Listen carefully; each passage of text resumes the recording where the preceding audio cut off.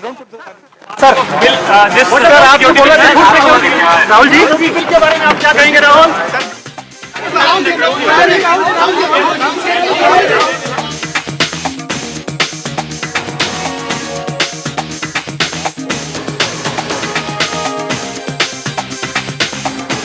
मेरा एजेंडा है विकास, मेरा एजेंडा रहेगा विकास।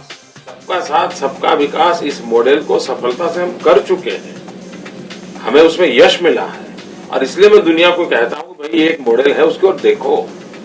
गुजरात अकेला राज्य है जिसने 20 नदियों को जोड़ने का काम किया और उसका नतीजा ये है कि आज मेरी साबरमती नदी जो 10 साल से सूखी पड़ी थी, वहाँ नर्मदा का पानी बह रहा है। एक आपकी छवि है बहुत ही कर्मठ नेता, विकास पर ध्यान देते हैं, गुजरात की प्रगति पर ध्यान देते हैं। और दूसरी छवि जो आपके विरोधियों ने की है कि कट्टरवादी नेता, वन मैन शो, दूसरों को साथ नहीं ले जाते। असली नरेंद्र मोदी कौन है?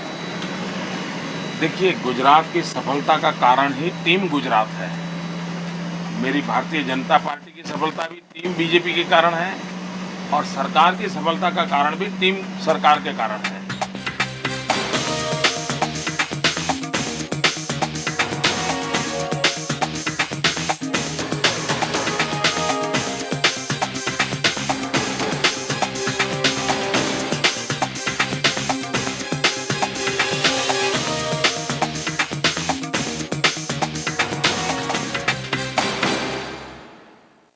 Thank you.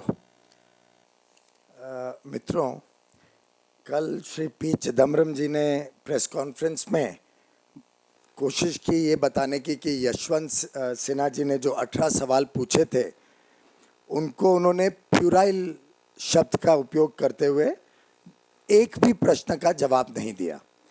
अब मैं देख रहा था प्यूराइल क्या होता है। Puerile is a childishly silly and immature argument, a puerile argument, a puerile question, a childishly silly and immature question. अब हम सिर्फ इतना पूछना चाहते हैं चिदम्बरम साहब से कि क्या महंगाई की बात करना चाइल्डिश और इमेच्योर है? क्या इस देश की जनता अगर उनको पूछती है कि महंगाई गत 6 वर्षों से आसमान पे छू रही है, चाहे वो फूड इन्फ्लेशन हो, चाहे वो मैन्युफैक्चरिंग इन्फ्लेशन हो, हर प्रकार के कीमतों के दाम इनके काबू के बाहर हैं। अब जनता, मुझे नहीं लगता कि अपनी महंगाई, अपनी रोज़मर्रा की ज़रूरतों की चीज़ों का जब खरीदने जाते हैं और इतने दाम देते हैं तो उनको वो विषय चाइल्डिश या इमेच्योर लगता है। सामान्य जनता को महंगाई बहुत त्रस्त कर रही है। जब अब उनको पूछते हैं कि आपके शासन में नौकरियों का उत्पादन क्यों नहीं हो रहा है, लोगों को एम्प्लॉयमेंट अपॉर्चुनिटीज़, वर्किंग अपॉर्चुनिटीज़ क्यों नहीं मिलती हैं, तो मुझे लगता है एक सामान्य युवा युवती, एक नौजवान युवा युवती को आज सवाल है कि मैं पढ़ लिख के क्या करूँगा, क्या मेरे पढ़ लिखने का लोन भी मैं वापस कर पाऊँगा। लोगों के सवाल प्यूराइल नहीं है, जनता के सवाल बहुत महत्वपूर्ण है। जनता इन सब विषयों के जवाब मांग रही है और मुझे लगता है जिस सरकार के पास और जिस वित्त मंत्री के पास कोई जवाब ना हो वो इसको प्यूराइल करार कर सकता है कि हमारी पार्टी, हमारे नेता इसको प्यूराइल नहीं मानते हैं। और जो 18 प्रश्न यशवंत जी ने पूछे थे उन सब के जवाब सरकार आज नहीं दे तो जनता 7 अप्रैल से 12 मई के बीच जनता कमल पर बटन दबा के इन सब सवालों का जवाब तो दे देगी, क्योंकि जैसा आपने देखा जनता माफ़ नहीं करती किसको। जब कोई व्यक्ति परफॉर्म नहीं करता तो जनता माफ़ नहीं करती, ये हमने पहले भी देखा है और हमें पूरा विश्वास है कि आने वाले दिनों में भी जनता इस सरकार को माफ़ नहीं करेगी। इन सभी सवालों का जवाब देना आवश्यक है। हम सब उम्मीद करते हैं कि ये सरकार इस पे जवाब देगी। एक दूसरा विषय उन्होंने कोशिश की कहने की कि ये श्री नरेंद्र मोदी क्रोनी कैपिटलिज्म में विश्वास करते हैं।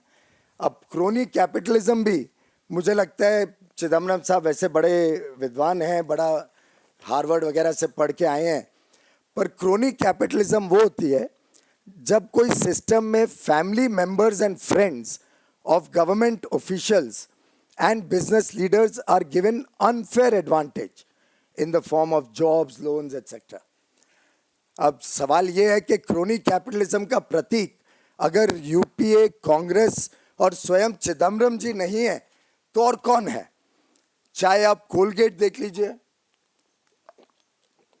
भारत के इतिहास का सबसे महत्वपूर्ण स्कैम, बड़ा स्कैम, कांग्रेस के मंत्री उसमें खड़े हैं आरोपी के रूप में, कांग्रेस के मेंबर ऑफ पार्लियामेंट खड़े हैं आरोपी के रूप में, स्वयं प्रधानमंत्री कार्यालय कोलगेट में कटघरे में है। अब यहाँ तो फ्रेंड्स एंड फैमिली तो बाद में रही, स्वयं इस सरकार का मुखिया कटघरे में है। और आप जितने स्कैम देख लीजिए, चाहे वो CWG हो, चाहे वो महाराष्ट्र के बड़े आदर्श स्कैम, आदर्श वाली पार्टी का आदर्श स्कैम हो, चाहे वो उनका इरिगेशन 70,000 करोड़ का घोटाला हो, चाहे 2G में जिस प्रकार से उन्होंने बिजनेस लीडर्स को फायदा पहुंचाया, कानूनी व्यवस्था को चेंज करते हुए, उसके प्रोसेस को चेंज करते हुए। अगस्टा वेस्टलैंड में पूछा गया है FAM कौन है, हमें आज तक नहीं बताया गया FAM कौन है। सिमिलरली सोलर स्कैम में परिवार के कुछ सदस्यों का नाम आया, टेट्रा ट्रक्स में जो नाम आए उसमें भी सरकारी अफसर, सरकार के लोगों के सरकार के मित्रों के स्कैम आए। तो मुझे लगता है क्रोनी कैपिटलिज्म का अगर कोई उदाहरण है तो वो कांग्रेस के प्रधानमंत्री, उनके मंत्री और कांग्रेस की मुखिया और उनके वाइस प्रेसिडेंट जो इस सरकार को चलाते हैं। आपने देखा कि कांग्रेस के वाइस प्रेसिडेंट ने प्रधानमंत्री के साथ क्या व्यवहार किया, आपने देखा कि कांग्रेस के वाइस प्रेसिडेंट ने किस प्रकार से सरकार और कैबिनेट का पारित ऑर्डिनेंस को फाड़ के आपके सामने सरकार की निंदा की। ऐसी परिस्थिति में, ऐसी व्यवस्था में मुझे लगता है अगर क्रोनी कैपिटलिस्ट कोई है तो ये सरकार है।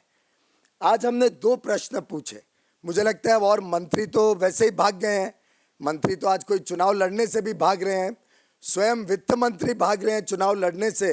तो ऐसे में अब जो सवाल है वो सवाल तो अब मुखिया, कांग्रेस मुखिया या कांग्रेस के जो डिफैक्टो प्राइम मिनिस्टर कैंडिडेट, आखिर वो तो प्राइम मिनिस्टर कैंडिडेट भी अनाउंस करने से डर रहे हैं लोग। तो अगर और कोई नहीं है तो चाहे सोनिया जी, चाहे राहुल जी, कोई तो जवाब दे कि इस देश में नौकरियां कब उत्पादन होंगी, कैसे उत्पादन होगी नौकरियों, इकोनॉमिक रिवाइवल, अर्थव्यवस्था कब सुधरेगी, कैसे सुधरेगी। आपके पास महंगाई रोकने का कोई ठोस प्लान, कोई योजना है, या आप सिर्फ सोचेंगे कि RBI ब्याज के दर बढ़ाए, जिसकी अपनी अलग मुसीबतें हैं। आज घर नहीं खरीद सकता आदमी, आज स्कॉलरशिप लोन नहीं ले सकता अपनी पढ़ाई के लिए पैसा देने के लिए। आज उद्योग ठप हैं, छोटे उद्योग ठप हैं, छोटे उद्योग 17-18% ब्याज पे अपना उद्योग नहीं चला सकते। नौकरी नई उत्पादन करना तो छोड़ो, पुरानी नौकरियां बंद हो जा रही हैं। ऐसी परिस्थिति में आप सिर्फ झूठ के भरोसे सरकार को बेवकूफ बनाने की कोशिश नहीं कर सकते। सरकार सब जानती है, सरकार सवाल उठाती है, और मुझे लगता है इस सरकार से अब जवाब की अपेक्षा भी जनता ने छोड़ दी है। ऐसी परिस्थिति में अगर हम अपने नेताओं का काम देखें, अपने नेताओं की छवि देखें, तो आज तक श्री नरेंद्र मोदी पे कोई लांछन नहीं उठा पाया। उनके व्यक्तिगत कार्य में, उनके व्यक्तिगत ईमानदारी में, इंटेग्रिटी में, उनके व्यक्तिगत व्यवहार में आज तक कोई एक इशू, कोई एक विषय पे वो नरेंद्र मोदी जी को किसी प्रकार के सवाल में घेर नहीं पाए। हाँ, आप पत्थर फेंकिए, नाम ले लीजिए, कुछ भी, नाम लेने से कुछ नहीं होता। हमें ठोस सुनना है इस सरकार से कि वो किस प्रकार के आरोप लगाना चाहती है हमारे नेताओं के ऊपर। आप गुजरात की इकोनॉमी के बारे में कई सवाल कांग्रेस के नेताओं ने उठाए। मैंने हर विषय में, चाहे वो आर्थिक हो, इकोनॉमी से संबंधित हो, चाहे सोशल इंडिकेटर्स हो, हर एक के बारे में जब जानकारी निकाली तो गुजरात भारत के भी आगे है। भारत की इकोनॉमिक ग्रोथ देखो, गुजरात उससे आगे है। स्टेट्स की इकोनॉमिक ग्रोथ देखो, गुजरात सबसे आगे है। आप इंडस्ट्री, मैन्युफैक्चरिंग, एग्रीकल्चर, सर्विसेज, हर सेक्टर की ग्रोथ देखो, गुजरात सब में आगे है। इनकम लेवल्स देखो तो जो गुजरात में व्यक्ति को 2002 में कमाई थी और जो 2012-13 में कमाई है, जो वृद्धि हुई है, the increase in per capita income of the average Gujarat citizen is the highest in the country. जितने मापदंड लें ये कई बार आरोप लगाते हैं कि गुजरात का डेट बढ़ गया। अब कोई भी इकोनॉमिस्ट, अर्थशास्त्री जानता है कि डेट को देखा जाता है स्टेट की domestic product, state gross domestic product के संबंध में। गुजरात एकमात्र राज्य है जिसमें उसका debt compare to state gross domestic product सबसे ज्यादा कम हुआ है। The reduction is the highest in Gujarat. Agriculture, irrigated area, जहां national average is only 1.5% growth गत 10 वर्षों में, गुजरात में 5% से भी अधिक हर वर्ष में एग्रीकल्चरल एरिया में वृद्धि हुई है। अनएम्प्लॉयमेंट गुजरात में सबसे कम है, 1%। खुद सरकारी आंकड़े हैं, it is the lowest unemployment in the country in any state, the large states. Mail nutrition के बारे में गलत प्रचार किया जाता है। मेल न्यूट्रिशन सरकार के ICDS डिपार्टमेंट के CAG audit, the integrated child development scheme का जो डिपार्टमेंट का CAG ऑडिट रिपोर्ट है, वो स्वयं कहता है कि भारत में सबसे अच्छा कार्य गुजरात ने किया है। मेल न्यूट्रिशन जो कम हुआ है, वो सबसे अधिक मात्रा में जो कम हुआ है वो गुजरात में हुआ है।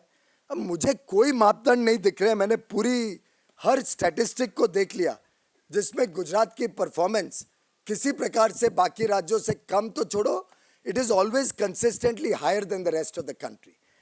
ऐसी परिस्थिति में मैं समझता हूं आज जनता के सामने जो एकमात्र विकल्प है, वो विकल्प श्री नरेंद्र मोदी के नेतृत्व में भाजपा और NDA की सरकार है।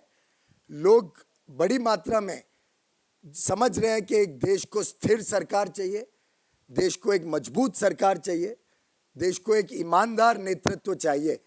और आज इन सब मापदंडों को सामने रखते हुए एकमात्र पार्टी, जो आपके सबके ओपिनियन पोल्स हों, आप सबके विजिट्स हों देश भर में, सभी में दिख रहा है कि एक पार्टी और उसकी अलायंस एकदम आगे बढ़ गई है। बाकी पार्टियां 60-70 सीटों के भी अधिक जाएंगी कि नहीं, उसका संबंध, उसके बारे में विश्वास नहीं है। तो आज देश की जनता तय कर रही है कि क्या हमें एक स्थिर सरकार 200, 250, 300 सीट पाने वाली पार्टी दे पाएगी, या कोई कोएलिशन जिसमें कोई 70 सीट है, कोई 20 सीट है, कोई 5 सीट है, ऐसी 25, 30, 40 पार्टियां मिलके केवल नरेंद्र मोदी जी को अपोज करने के नाम पे एक unholy nexus without any ideological moorings, इस प्रकार का कोएलिशन जिसका जिक्र श्री एंटनी ने 2 दिन पहले किया और अपनी एक डेस्परेशन दिखाई और अब एक स्वीकार किया कि केरल में ही नहीं पूरे देश में आज जो लहर नरेंद्र मोदी जी के नाम पे चल रही है, उसको कांग्रेस तो नहीं निपट सकती, उस कांग्रेस तो नहीं सामना कर सकती। तो अब वो यहाँ तक है कि केरल में जहाँ लेफ्ट फ्रंट और कांग्रेस लड़ते थे, उनको दोनों को अब साथ में आना पड़ रहा है, क्योंकि केरल में भी उनको दिख रहा है कि श्री नरेंद्र मोदी जी का लहर किस प्रकार से बढ़ रही है और क्या परिणाम चुनाव में आ सकता है। ऐसे सिचुएशन में मुझे लगता है, चाहे वो आर्थिक विषय हो, चाहे वो सामाजिक विषय हो, चाहे वो राजनीतिक विषय हो, तीनों विषयों में हमें कोई सरकार से सवाल का जवाब नहीं मिल रहा है। अब हम समझते हैं कि श्रीमती सोनिया गांधी और राहुल गांधी जी को स्वयं आके सामने देश के सवालों का, जनता के सवालों का जवाब देना पड़ेगा। ये इलेक्शन डेवलपमेंट, ये इलेक्शन विकास, प्रगति, ये इलेक्शन नौकरी और साधन, काम करने के साधन, ये इलेक्शन युवा युवतियों को अच्छी शिक्षा मिले, अच्छा स्वास्थ्य मिले, किस प्रकार से देश में कुपोषण खत्म हो, किस प्रकार से इस देश में महंगाई कम हो, ब्याज के दर कम हो। अब लोग याद कर रहे हैं कि जो NDA का शासन था, हमें फिर से उस प्रकार के अच्छे दिन चाहिए। और अब पूरा विश्वास है कि आने वाले चुनाव के बाद इस देश में जरूर अच्छे दिन आने वाले हैं। धन्यवाद।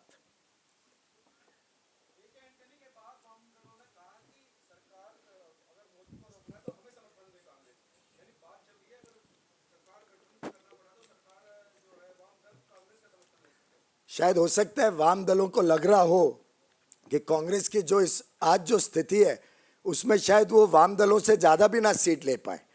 तो ऐसी कई परिस्थिति हो सकती है कि उनको लग रहा है कि कांग्रेस की इतनी स्थिति खराब हो गई है देश भर में पर किसी भी प्रकार का अलायंस वाम दलों के साथ कांग्रेस ने 4 साल सरकार चलाई, आपने देखा उसका क्या परिणाम हुआ। स्वयं राहुल गांधी जी ने उनकी आइडियोलॉजी और उस वाम दलों के बारे में क्या कहा था। अगर वो इस प्रकार के अलायंस करे तो हमें कोई चिंता नहीं है, they are free to do it. जनता स्वयं देख लेगी कि कौन इस देश की समस्याओं का वास्तव में समाधान कर सकता है।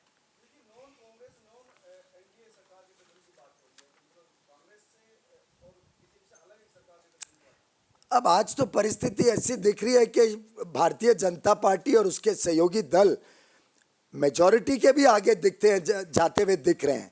जिस प्रकार से देश भर में पार्टियों ने हमें समर्थन दिया है, जिस प्रकार से आज तमिलनाडु तक में भारतीय जनता पार्टी एक प्रमुख विपक्ष के रूप में उभर रही है, और जो लड़ाई है वो आज शायद भारतीय जनता पार्टी के सामने हो रही है दूसरे दलों की। और वो उसका एक प्रमाण ये भी है कि एक दल तो ऑलरेडी जो अभी अभी यूपीए से निकला है वो बात करने लगा है कि भाई भाजपा और उसके अलायंस को रोकने के लिए शायद उसे फिर से पुनर्विचार करना पड़े। तो आज देश भर में Modi BJP is the central force, all others are working around that. या अखिलेश जी, आपने ये कहा कि अर्थव्यवस्था से जुड़े मुद्दे चुनाव के मुद्दे हैं, रोजगार के, शिक्षा के, स्वास्थ्य के, लेकिन कांग्रेस का ये कहना है कि गंगा जमनी जो तहजीब है उसको बचाने का ये चुनाव है, देश को बचाने का चुनाव है। तो यानी कांग्रेस के मुद्दे बिल्कुल साफ दिख रहे हैं कि उन्हें लग रहा है कि ये सांप्रदायिकता बनाम धर्मनिरपेक्षता का चुनाव है। मुझे लगता है कांग्रेस की ये पुरानी नीति रही है कि वोट बैंक और डिविसिव वोट बैंक्स क्रिएट करें। किसी तरीके से हर 4-5 साल बाद जब चुनाव नज़दीक आए तो या तो कोई इंसेंटिव या कोई छोटी मोटी चीज़ें दे जिससे जनता लोभ में आ जाए, और या किसी तरीके से सेक्युलरिज्म की इस बोगी के नाम पे कुछ लोगों को डराने की कोशिश करें। मुझे लगता है इस बार हम देख रहे हैं कि माइनॉरिटीज़ भी बड़े रूप में भाजपा और अपना एनडीए के साथ आ रही है। इस बार जनता इस बात से प्रभावित नहीं है, इस बार जनता ये गलत नारों से प्रभावित नहीं है। ये इलेक्शन डेवलपमेंट और प्रोग्रेस पे लड़ा जाएगा, अच्छे स्वास्थ्य, अच्छी शिक्षा पे लड़ा जाएगा, और हमारा ट्रैक रिकॉर्ड लोगों के सामने है, कांग्रेस का ट्रैक रिकॉर्ड लोगों के सामने है। इस पे ये चुनाव की लड़ाई होगी। मिस्टर रविंदर, हाँ सॉरी, माइक दे दो इनको, रविंदर जी को, बाकी लोग भी सुन सकें। बोलिए, बिना माइक के बोलिए, आ गया तो बोल लीजिए। पीयूष जी, 2 छोटे छोटे सवाल है। एक है कि आपने नरेंद्र मोदी जी की तारीफ़ की, आप वाजपेयी जी से भी काफ़ी करीबी रहे, उनको भी जानते हैं। एक सवाल यह है कि जो उमा जी ने भी उठाई है और देश की जनता भी जानना चाहती है, आप भी आपसे, कि अच्छे ओरेटर कौन है, वाजपेयी जी या नरेंद्र मोदी जी? और दूसरा इसी से नरेंद्र मोदी जी से जुड़ा हुआ है कि नैन्सी पावेल उनसे मिली थी, और ये भी आ रही है कि नैन्सी पावेल को इसलिए हटाएगा क्योंकि मोदी और बीजेपी ने प्रेशर बनाया था अमेरिका के ऊपर। दोनों देखिए, हम सब, श्रीकांत जी, हम सब उसी स्कूल ऑफ थॉट से आते हैं जिससे वाजपेयी जी और नरेंद्र भाई भी आते हैं। अभी तक मेरे ऊपर ये आरोप हम सब पे लगता था कि आपके यहाँ पे सब वक्ता बड़े अच्छे निर्माण होते हैं, क्योंकि हमें एकदम बचपन से ही खड़ा कर दिया जाता है लोगों के सामने कि आप बोलना शुरू करो, आप भाषण दो, कोई विषय ले लो, कभी हिमालय पे भाषण दो, कभी अच्छी शिक्षा पे दो, कई विषय पे हमें बचपन से सिखाया जाता है कि बोलना सीखो। मुझे लगता है वाजपेयी जी का एक बहुत ही अद्भुत भाषण देने की शैली होती थी। मैंने कम से कम 400-500 तो उनके स्वयं भाषण सुने होंगे, और एक से बढ़ के एक लाजवाब। और नरेंद्र भाई के भाषण भी मुझे सुनने का मौका मिला है। उनका अपना एक स्टाइल है, उनका एक अपनी प्रभावशाली तरीका है, वो जिस प्रकार से अपनी बात रखते हैं, जिस प्रकार से वो विकास को लोगों के सामने रखते हैं, जिस प्रकार से वो विषयों को जोड़ के एक पूरा वेब क्रिएट करते हैं। I think both of them are unique and each one excels as good as the other. In fact, we are proud that we have finally found a leader of the caliber of Shri Narendra Modi, जो अपने कार्य से, जैसे वाजपेयी जी ने किया था, अपनी वाणी से जिस प्रकार से वाजपेयी जी ने किया था, आज जनता के सबसे लोकप्रिय नेता बने हैं। जहाँ तक नैन्सी पावेल जी का सवाल है, वो अमेरिका का अंदरूनी सवाल है। अब उनके अंदरूनी क्या विषय थे, हम पहले से सुन रहे थे, कुछ जानकारियाँ आ रही थी कि शायद वहाँ पे कुछ चेंजेस आने वाले हैं। अब वो क्योंकि यहाँ मिलने आई, वो तो उस समय पे उनकी उनकी पद के हिसाब से आई थी। अब उसके बाद हुआ, उसके पहले हुआ, वो तो आपको अमेरिकन सरकार ही बता सकेगी, हमें अमेरिकन सरकार की जानकारी नहीं है। पीयूष जी, आपका हो चुका माइक। हाँ, पीयूष जी, मेरा सवाल ये था कि कल अरुण जेटली ने पत्रकारों से बातचीत में ये कहा कि नरेंद्र मोदी गुजरात दंगों के लिए माफी नहीं मांगेंगे, क्या कहेंगे आप इस पे? देखिए, अब तो कोर्ट का भी निर्णय आ गया है। मेरे ख्याल से वो विषय has come to an end, it's come to its logical conclusion. कुछ मित्रों को वो विषय जगा के रखना है, कुछ मित्रों को उस विषय के आगे जाना ही नहीं है, वो आपका अधिकार है। पर मुझे लगता है देश बहुत आगे बढ़ गया है। मुझे लगता है पूरी देश के सामने ये स्पष्ट हो गया है कि श्री नरेंद्र मोदी का उन दंगों में कोई हाथ नहीं था। वास्तव में उनका ट्रैक रिकॉर्ड बताता है, और जो हमने सब प्रमाण देखे हैं कि उन्होंने अपनी तरफ से बहुत अच्छी तरीके से उसको कंट्रोल करने की पूरी कोशिश की। और अब सुप्रीम कोर्ट का भी वर्डिक्ट आ गया है। That issue is over, let us move forward.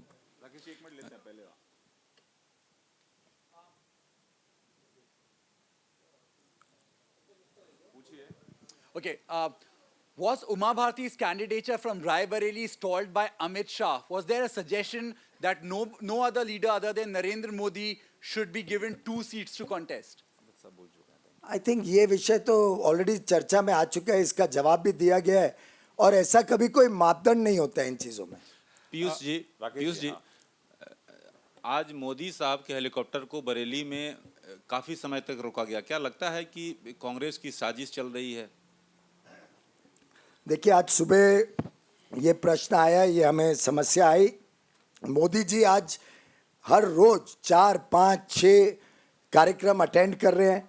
5 बजे सुबह उनका कार्य शुरू होता है, और पूरे दिन देश में इतनी डिमांड है कि कोई एक पार्लियामेंट्री कॉन्स्टिट्यूएंसी नहीं है जो हमें बिना मोदी जी को भेजे संतुष्ट है। हमें उन सब की रिक्वायरमेंट को पूरा करने के लिए मोदी जी स्वयं इतना काम कर रहे हैं। मैं समझता हूँ सरकार की जिम्मेदारी है कि एक डेमोक्रेसी का एक बहुत बड़ा इम्पोर्टेंट इलेक्शन हो रहा है, डेमोक्रेसी को रिस्पेक्ट करते हुए उनके जो ओपोनेंट्स हैं उनकी सुविधाएं, उनकी सुरक्षा और उनका जो कार्यक्रम है वो सही समय पे चल सके, उसमें सरकार भी पूरी तरीके से सहयोग करे। It will be in very bad taste कि अगर छोटे छोटे ये इनडायरेक्ट प्रहार सरकार करे कि मोदी जी की मीटिंग लेट हो जाए, मोदी जी समय पे पहुंच नहीं पाए, या 10 बजे रात तक उनके सब काम हो नहीं पाए, प्रोग्राम हो नहीं पाए। मैं सिर्फ रिक्वेस्ट करूंगा कि इस विषय में सरकार भी एक तरीके से प्रोएक्टिवली रिस्पेक्ट करे, और चुनाव आयोग इसके ऊपर छानबीन करके जो नेसेसरी डायरेक्शंस हैं सरकारी अफसरों को, चाहे वो एयर ट्रैफिक कंट्रोल हो, चाहे एयरपोर्ट अथॉरिटीज़ हों, उन सबको ये बताए कि चुनाव के समय में भारतीय जनता पार्टी नहीं, सभी रिकग्नाइज्ड रजिस्टर्ड पॉलिटिकल पार्टीज के बड़े नेताओं का जो स्टार कैंपेनर्स की सूची दी जाती है, उन सभी के कार्यक्रमों में सरकार और सरकारी अफसर अच्छी तरीके से उसकी सुविधाजनक समय पे हो पाए ये व्यवस्था करें। Piyush ji, I'm Priyank from NewsX. You just said that the issue of Gujarat rights is over. But in an interview, Narendra Modi himself said that there was a political conspiracy behind Godhra. So why is this, different thoughts from BJP side or from Narendra Modi The law side? is taking its own course. That is the only state, Gujarat, where the law has rapidly taken its own course. Till today, 1984 riots, we have not heard of one judicial pronouncement because the government has not allowed that investigation to proceed. Was there a political So it is very conspiracy? clear that 1984 is still not investigated, but Mr. Modi has made sure and ensured there is a fair trial. Supreme Court has monitored it. I think that issue about picking up words is not material. That today the issues are of development and progress. We are demanding answers on that. Piyush ji, आपने कहा कि BJP और NDA को अपने दम पर बहुमत से ज़्यादा संख्या आएगी, पर जिस तरह से आपकी पार्टी में बाहर से आए हुए, दूसरी पार्टी से आए हुए लोगों को टिकट मिला है, उससे बड़ा रिसेंटमेंट है। कई जगहों पर रिबेल कैंडिडेट्स हैं। आपको क्या लगता है कि इससे जो पार्टी का कितना नुकसान होगा इससे? देखिए, मैंने जब मिशन 272 प्लस इसी प्लेटफॉर्म पे शायद इसी कुर्सी से लॉन्च किया था 26 जुलाई 2013 में, तब कोई भी पत्रकार मित्र, कोई भी जर्नल, कोई भी न्यूज़पेपर, टेलीविजन, कोई इस बात से सहमत नहीं था, उल्टे मेरे ऊपर टिप्पणियां होती थी। आज लगभग 6-8 महीने बाद ये स्थिति आ गई है कि किसी ने भी अभी इस विषय को कॉन्टेस्ट नहीं किया है कि बीजेपी फ्रंट रनर है, एनडीए फ्रंट रनर है और हमारी पार्टी और हमारा अलायंस सरकार बना सकता है और बनाने वाला है। आज ये आंकड़ों पे चर्चा हो सकती है, 230 होंगे, 250 होंगे, ये आप लोग सब आंकड़ों पे करो। हमें अपनी जो ग्राउंड लेवल की इंफॉर्मेशन मिल रही है उसके हिसाब से हम एब्सोल्यूट मेजॉरिटी की तरफ बहुत तेजी से बढ़ रहे हैं और मुझे लगता है आने वाले 10, 12, 15 दिनों में जो रफ्तार से कैंपेन चल रहा है उसमें आप सबको दिखेगा कि एब्सोल्यूट मेजॉरिटी के भी ज़्यादा Bharatiya Janata party lead NDA जा रही है। इसी तरीके से मुझे लगता है कि बाकी पार्टियों का प्रभाव कम होते जा रहा है। आप जिधर भी जाएं देश में आपको दिख रहा है कि प्रभाव कम होते जा रहा है। ये भी है परिस्थिति के अन्य दलों के कुछ अच्छे लोग चाहते हैं कि भारतीय जनता पार्टी के साथ जुड़ें। कई लोगों ने ऐसी इच्छा व्यक्त की कि अच्छी सरकार आने वाली है, हम कई वर्ष भ्रम में रहे, हम इस भ्रम से निकलना चाहते हैं, इसलिए हमारे साथ जुड़े हैं। कई लोगों ने अपनी सिटिंग राज्यसभा सीट भी त्याग दी। They have resigned from sitting Rajya Sabha seats and joined the BJP without even getting a seat. अब इस प्रकार का जब लहर है, ऐसे में स्वाभाविक है कि कुछ जगहों पे कुछ विषय पे चर्चा भी होगी, पर एक ओवरऑल पर्सपेक्टिव में लोग खुश हैं अपने कैंडिडेट से, टिकट से, और ये मुझे लगता है लहर बढ़ते जा रही है दिन पे दिन। Anamika,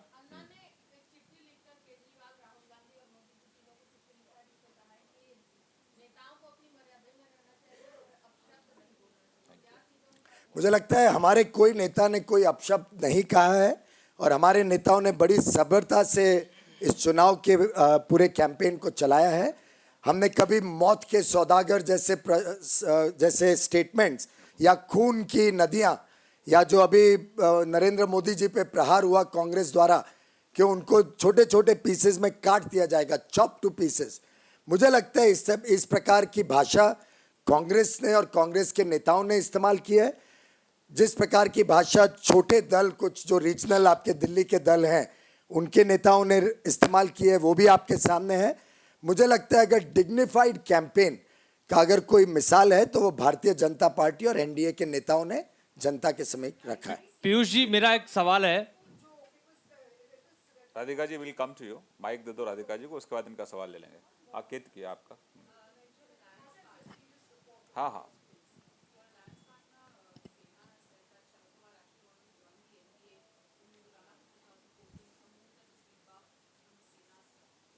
Well, I'm not aware of any discussions that took place. There was some speculation in the media about it, but to the best of my knowledge, the Shiv Sena, the Shetkari Sangatna of Mr. Raju Shetty, the RPI Athavale, and the BJP have a very strong alliance in Maharashtra.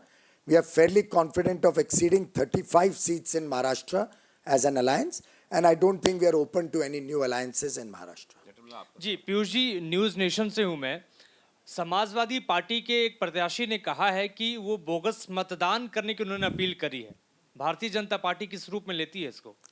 Well, Congress के और उनके अन्य दलों ने, समाजवादी भी लगभग कांग्रेस के साथ ही सहायता करती रही है, उनकी सहयोगी दल है आज केंद्र सरकार में।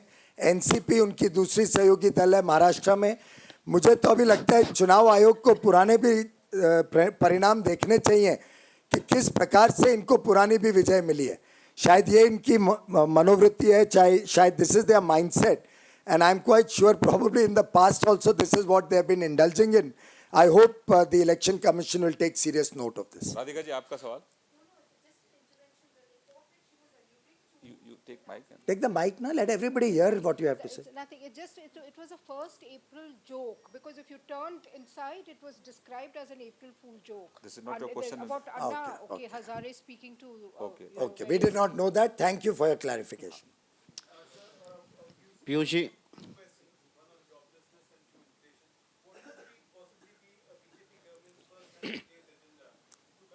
Well, I'm extremely delighted you asked me that because that's my core competence.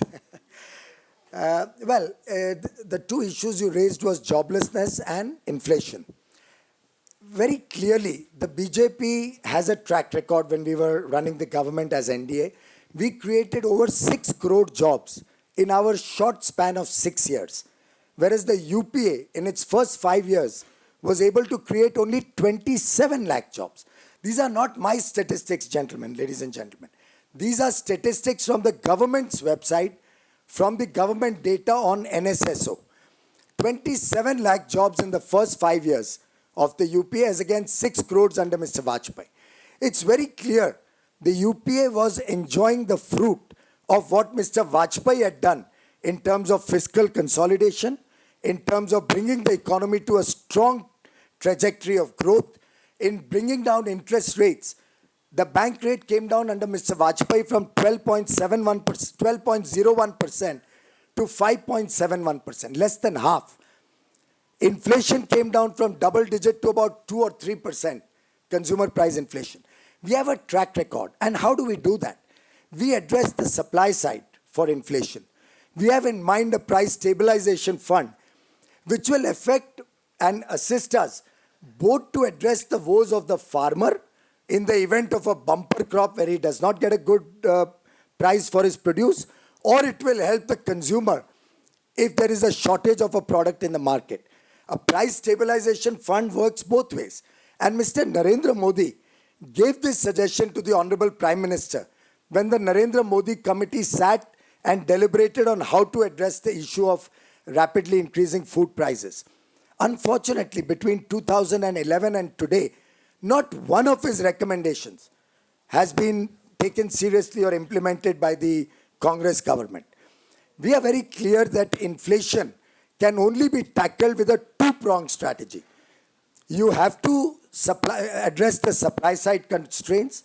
You have to ensure adequate supply of food articles, adequate supply of all the manufacturing raw materials so that prices can be kept under control. Second, interest rate intervention has to be selective. If a person is misusing low rate of interest for hoarding, we can use an increased interest rate to ensure that that money doesn't come cheap.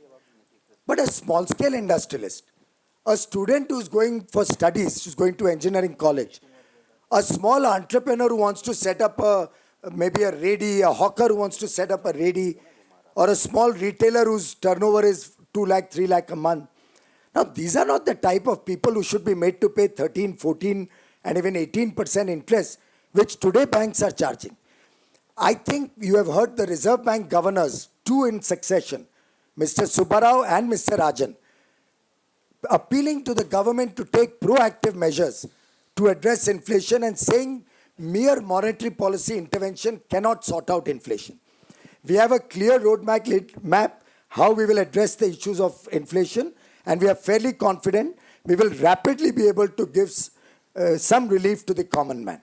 In terms of joblessness, we saw under the UPA consumer-driven growth in the first 5 years and complete policy paralysis in the next 4 years, 4.5 years. They did try to wake up in the last 6 months, but we saw after Rajasthan that the public does not get satisfied with these last-minute doses. As it is, that dose hasn't worked. When we asked the government, out of the projects you have cleared, how many have actually started being implemented on the ground?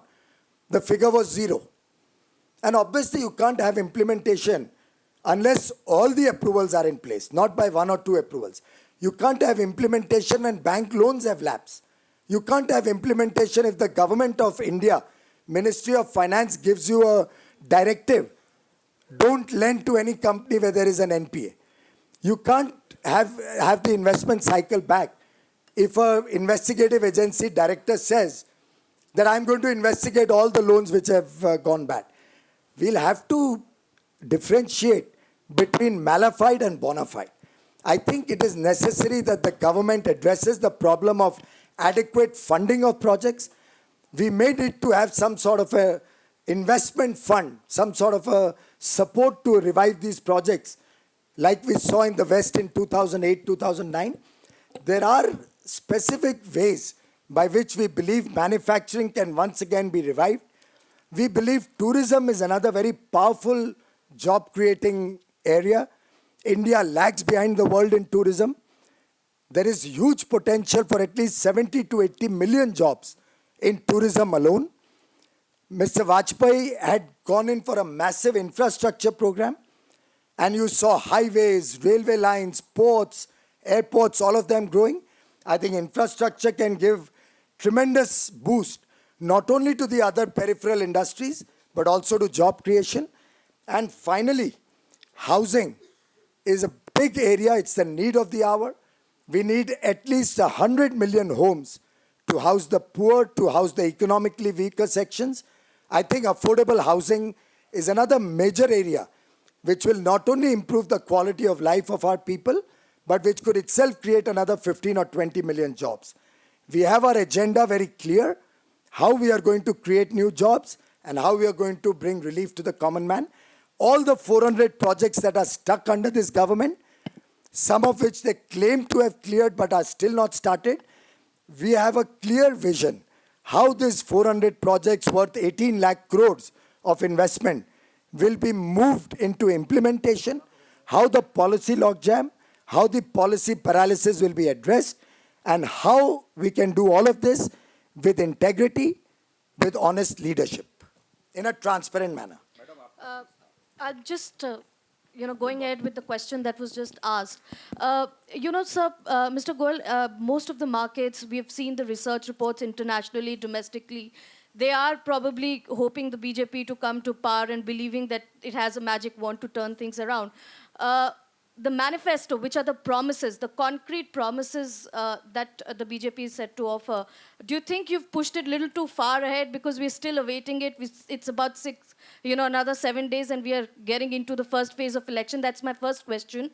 Second, as far as, taking from the point of Mr. Chidambaram, also sort of admitting that retrospective taxation is what has hit the markets, the FDI coming in. Would there be any concrete points as far as FDI and the taxation that the BJP's manifesto would be offering?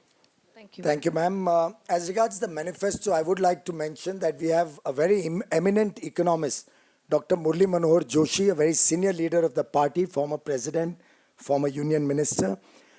He has taken great pains to come out with a manifesto which is practical, which is doable, and which is fundable.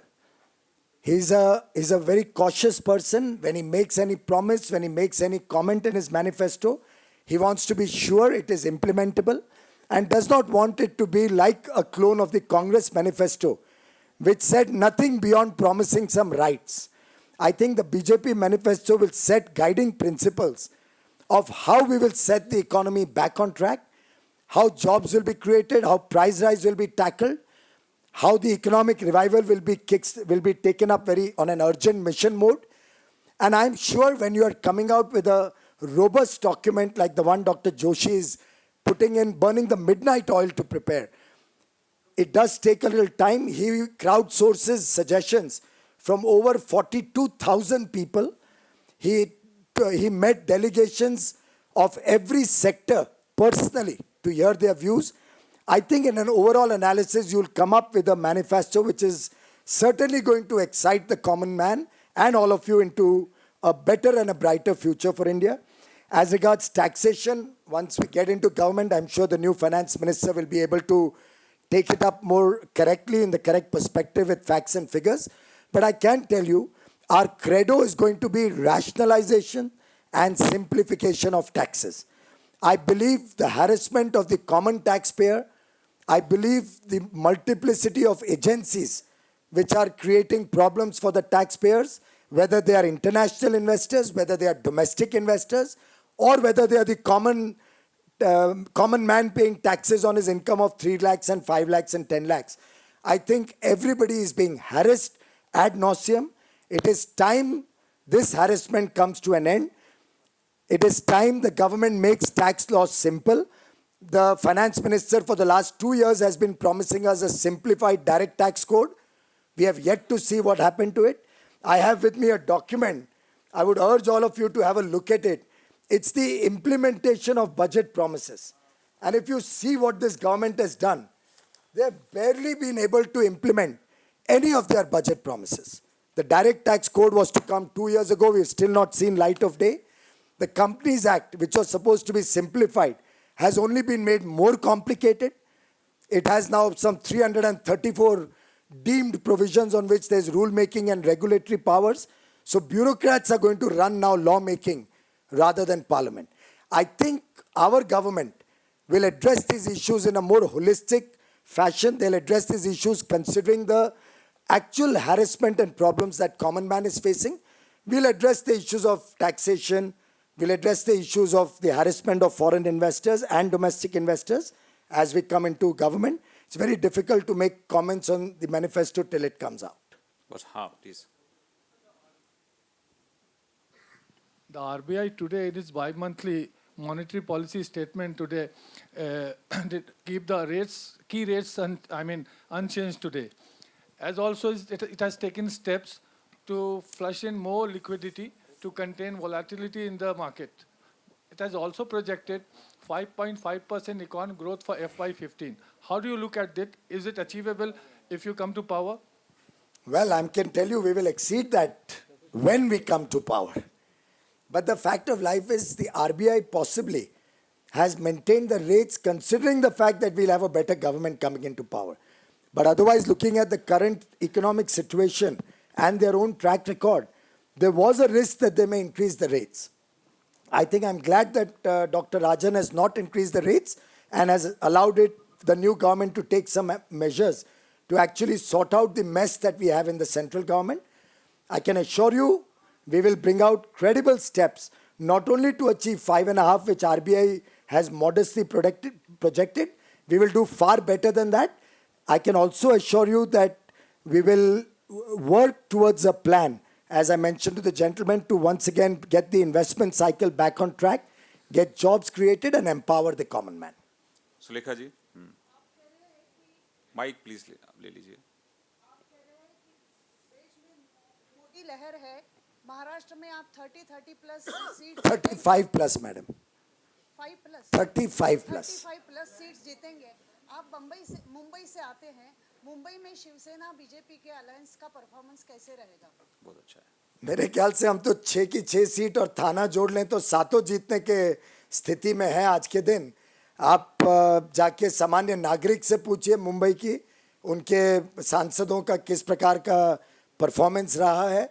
मैं स्वयं मुंबई से हूँ. हमने देखा है कि सांसदों ने कितने प्रश्न उठाए, कितने प्रश्नों का समाधान किया, किस प्रकार से केंद्र सरकार ने अपने खुद के राज्य सरकार के कोई प्रपोजल क्लियर नहीं किए. हमें हर सेशन के पहले चीफ मिनिस्टर बुलाते थे और वही 50 प्रश्न बताते थे जो उनकी केंद्र सरकार नहीं कर रही है. अब जब खुद की राज्य सरकार है, खुद की केंद्र सरकार है और वो मुख्यमंत्री अपने कोई काम नहीं करा पाता, तो मुझे लगता है अब समय आ गया है कि महाराष्ट्र में बड़े पैमाने पे सांसद भी भारतीय जनता पार्टी, शिवसेना, आठवले और राजू शेट्टे के जाएंगे और आप राज्य में भी एक नई सरकार, अक्टूबर में जब चुनाव आएंगे, आप राज्य में भी एक नई सरकार देखेंगे. पीयूष जी देश के एजेंडे पे. हाँ, शायद मेरे से मिस आउट हो गया. I am sorry. I am sorry, I missed it out. 5 party alliance है. पीयूष जी, ये एजुकेशन लोन पे इंटरेस्ट रेट अभी 11 पॉइंट समथिंग है और कार के लोन पे 8% इंटरेस्ट रेट है. क्या ये जस्टिफाई है? अगर जस्टिफाई नहीं है तो क्या भाजपा अपने मैनिफेस्टो में इसे कम करने का कोई? मैं एकदम आपसे पूरी तरीके से सहमत हूँ. कार लोन्स 8% होना और एजुकेशन लोन 11-12 और कई जगह पे तो लोन मिलता ही नहीं है. कार लोन के लिए तो सामने से आपके पास आके देते हैं, एजुकेशन लोन के लिए आपको धक्के खिलाते हैं. मैं पूरी तरीके से विश्वास दिला सकता हूँ कि ये नेताओं के संज्ञान में है और इसके ऊपर पूरी गंभीरता से, और ये भी विश्वास दिला सकता हूँ कि स्टूडेंट लोन जरूर कार लोन से सस्ता होगा. पीयूष जी, मेरा सवाल है, आपने कहा अभी थोड़ी देर पहले, आपने कहा अभी थोड़ी देर पहले कि तमाम जो गलत मुद्दे हैं उनको जनता भूल चुकी है. इस बार मुद्दा विकास है, प्रगति है. नहीं, मैंने ये नहीं कहा गलत मुद्दे. जो कुछ अफवाहें कुछ लोग फैलाते थे, वो गलत अफवाहें जनता भूल चुकी है. कौन कौन सी ऐसी अफवाहें थीं जो लोग फैलाते थे जो गलत थीं, और क्या राम जन्मभूमि का जो अफवाह थी वो भी गलत थी? वेल वो तो आप लोग जाने, आज तो कोर्ट ने भी रूलिंग दे दिया राम जन्मभूमि के ऊपर. Full bench of the high court has given a ruling. आज हर एक विषय पे मुझे लगता है बीजेपी और एनडीए और हमारे नेता क्लियर्ड हैं. आज विषय देश के सामने विकास और प्रगति है, वो हम उस पर चर्चा कर रहे हैं. Can you tell us about the status of your alliance or prospective alliance with the TDP? You know, talks were on since yesterday and it was supposed to be announced today. But See, well, it's a very obvious sign that the BJP is gaining allies, whereas the Congress and the UP are losing allies. Congress had gone in for a promise of an alliance in Telangana. Now even their alliance partner doesn't want to ally with them anymore. I think it's a sign of the coming times. People are realizing that the BJP led by Shri Narendra Modi is the only true alternative which can give good governance. And I think all allies are talking to us. We are talking to them. Very soon you will hear in the matter. I am not a part of the discussion, so I'm not personally aware of that. But I think discussions are going on and you will very soon hear. Either way, the BJP stands on a very strong footing. We are going to be having a significant presence in both regions, in the new Andhra Pradesh and the Telangana region, and Simandra, Rayalaseema, which is now called Andhra Pradesh, and Telangana. Both are looking for a decisive, strong leader who will solve the problems of both regions, who will be fair and give equitable justice to both regions, who will provide for their safety and security, and also sort out the problems of infrastructure, water, power, the problems that both regions are facing. Today, the only party which held a principled stand on that subject was the BJP, and I myself went to Hyderabad 10 days ago, and I saw the enthusiasm over there, and I believe you will see both regions giving a thumbs up to the BJP.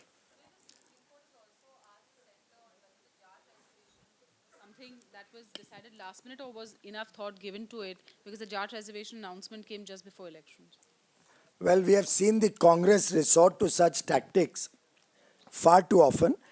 They promise something, they do not act on their promises, and then at the last minute they do a patch-up job to try and fool the people. Fortunately, the Indian people are now smart.